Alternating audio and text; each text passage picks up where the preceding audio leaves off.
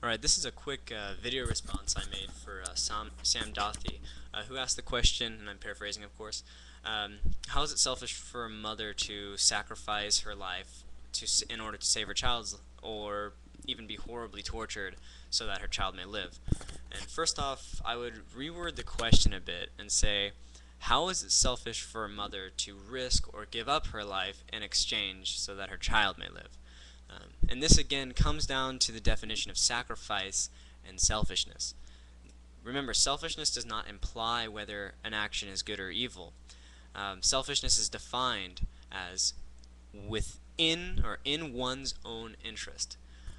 And sacrifice is defined as obtaining something of lesser value in exchange for something of greater value, i.e., a dollar for a penny.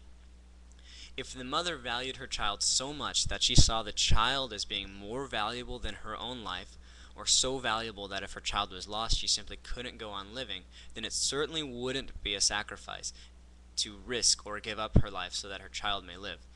It is in her, the mother's, best interest, best self-interest, that her child lives, so she is willing to undergo any task that is required for ensuring that her child is safe.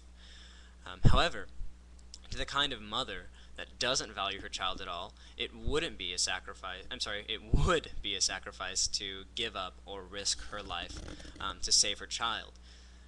So, in an extreme situation, and remember, the way one acts in an extreme situation pretty much has absolutely nothing to do with ethics, since ethics primarily deals with how we live our day-to-day lives.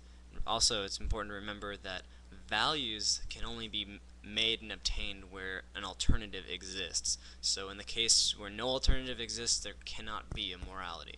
So in this extreme situation in which both the mother and the child are held hostage by the criminal, and the mother has to make a choice, either to die or to have her child die, what she chooses is totally irrelevant.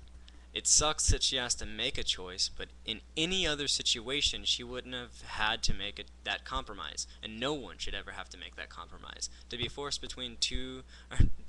to choose the destruction between two great values is no choice at all.